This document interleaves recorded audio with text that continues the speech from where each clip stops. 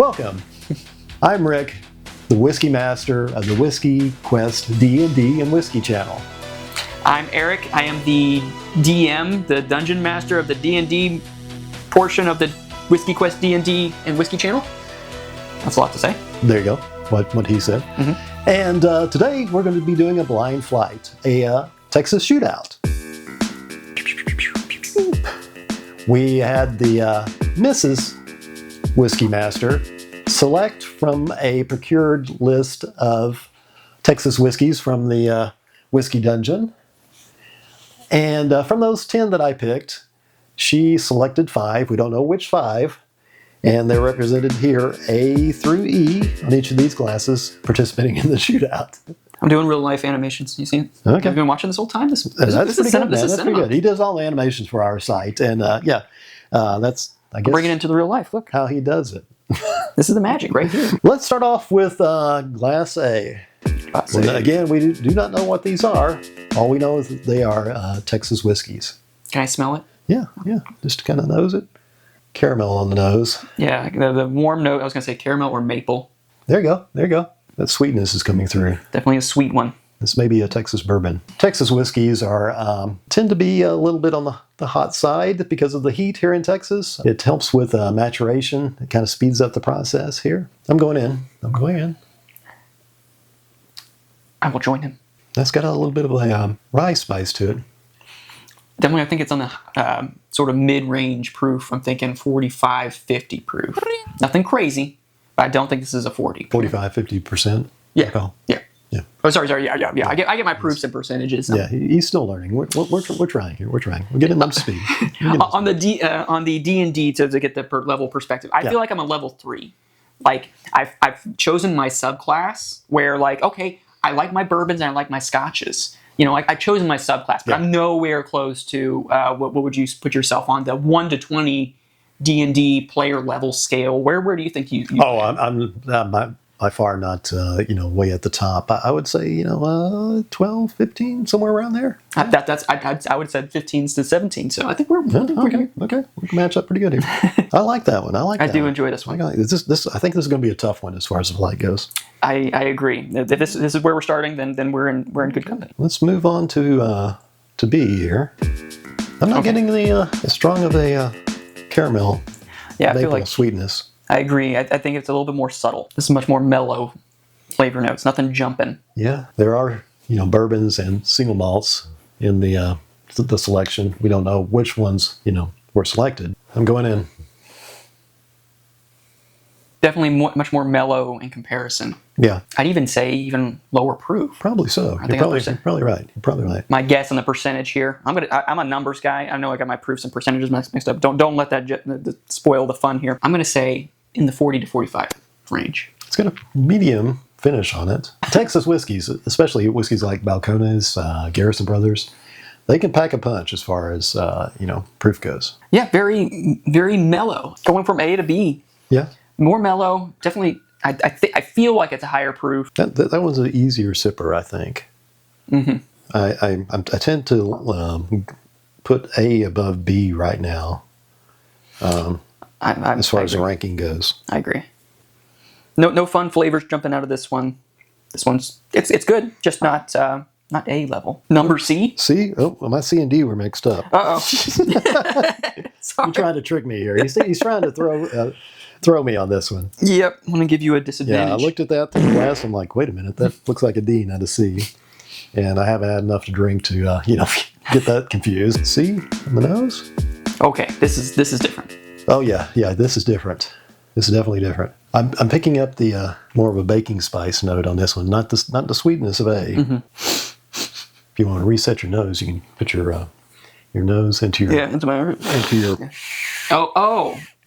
Not your armpit. Into the bend of your elbow and smell. What's that supposed to do? And kind of help you reset your nozzle. Oh, whole new man. Yeah. I wouldn't recommend the armpit though. Especially not his. Yeah. This one again, more of a baking spice. The cinnamon, nutmeg. Yeah. What he said. Yes, he's saying all the right words. he's saying my words. Going in. Nice mouthfeel. What did you say in that last D&D episode? The mouth experience. Mouth experience. The finish is still going on this one. It's got layers.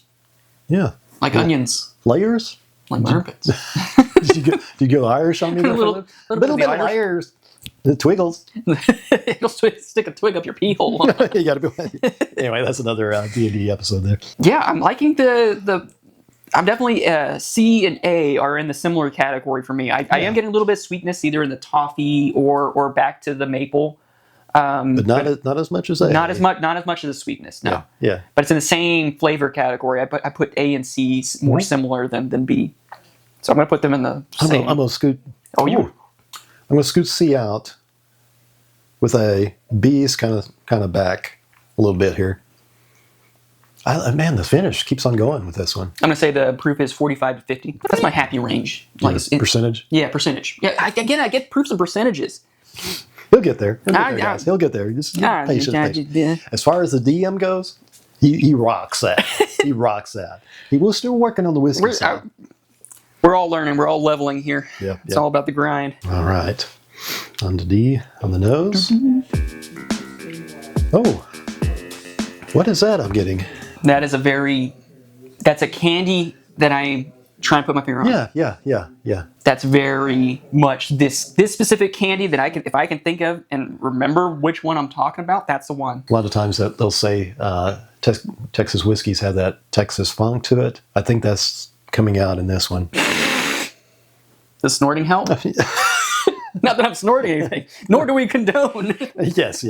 Yeah, I'm puzzled for that candy that you're looking for. Now that you place that in my mind here, I'm picking that up and I'm trying to identify process in the primary brain here. Tootsie Roll?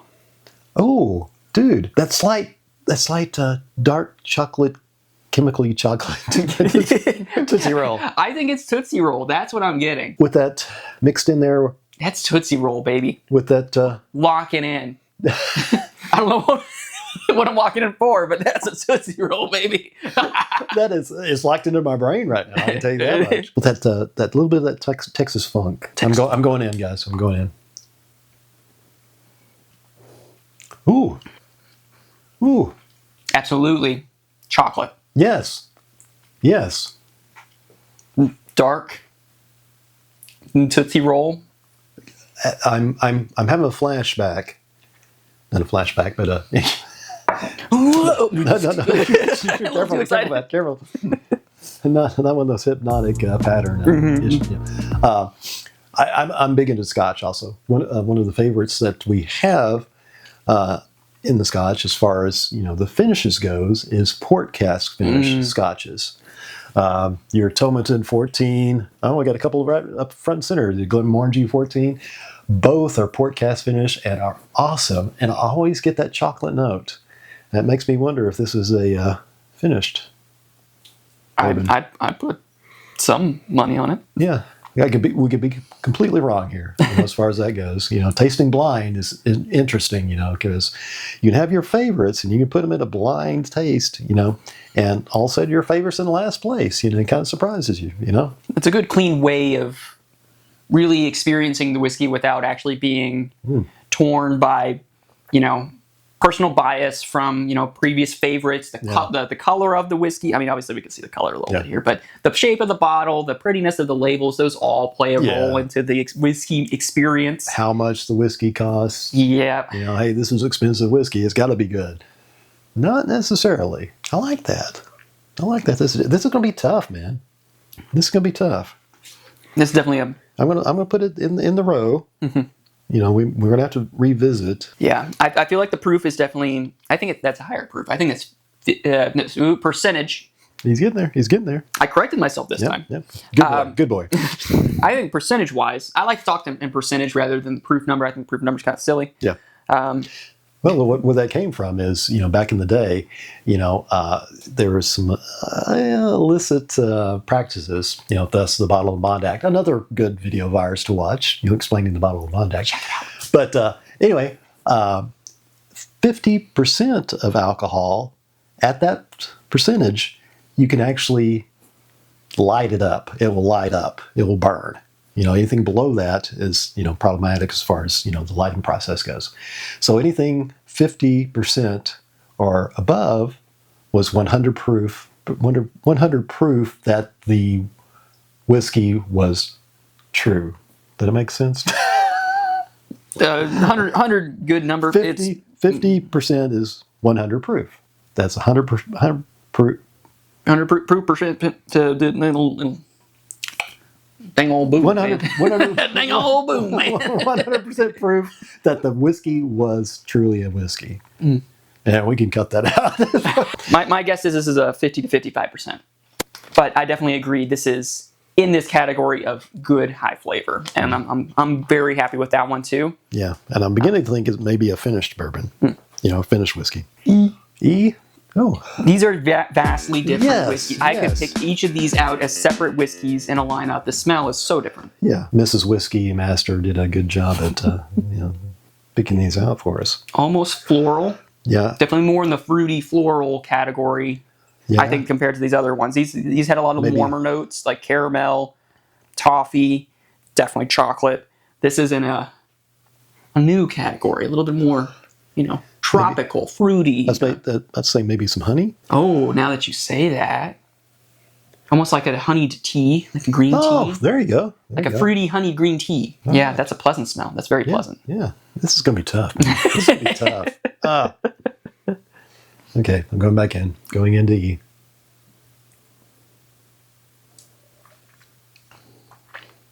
Flavor notes very similar to the smell notes to me. Yeah. It's still in that same category. Yeah. But to me, I was expecting more. And a little disappointing on the taste. What about you? I'm in a mixed bag, so I think it's got the right amount of taste for the smell I was expecting, but I can definitely see in comparison to the A, C, and D have much more of that's in my happy zone of flavor notes. This is definitely something that's more like a different type of flavor profile. It's not bad. But compared to the others, I think these are definitely in my happy category. This one I think is above B. Okay. But yeah. So I'm thinking B is my last place. E is next to last. I'm going to go let B and E do a drink off. Oh, okay. I'm going to do a drink off with these two. Gunfight at OK Corral, I guess. The battle of the losers here. No. Battle of the bottom barrel. Battle of the bottom of the barrel. Say that 3 times fast. With a bottle of water. What? A bottle of water. A bottle of what? A bottle of water. Okay, back to B. I'm getting different notes this time around. Yes. I just got maple syrup. Yes, absolutely. The flavor profiles of here, are they cross-contaminating? What's going on? Cross pollination? I don't know. There's bees in here, man. The bees and the bee. Oh gosh. Okay. We like to have fun around here. I'm getting. Okay. Strong maple syrup. Maple syrup. Pancake breakfast. Yes.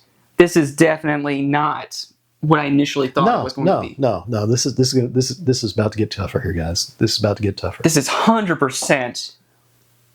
This is what happened. I don't know. What happened? This is pancakes with maple syrup. It tastes similar. It's right there in that flavor. And I like me some maple. I do enjoy myself maple. That put itself back in here. Now I'm gonna go back to you. I'm gonna go boom, boom, boom, boom. Okay. Yeah, very nice. I think I've unfortunately. I agree. That is my final decision on E. I do like tea flavors in comparison to a lot of fruitier notes. Yeah. But I think the warm maple, toffee, like leather, oak, chocolate. I think those are more winning flavors in my book. So, but by no means, I think this is an awesome. Oh yeah. Awesome choice. Definitely not a bad whiskey. Good, but maybe not in the ranks of these. And this is mainly for personal preference. Exactly. I think at this point, it's personal preference. It's not exactly like this is the. Yeah. Anyway. Okay. I'm curious now. I'm curious to go back to A. A is definitely the curiosity. Yeah.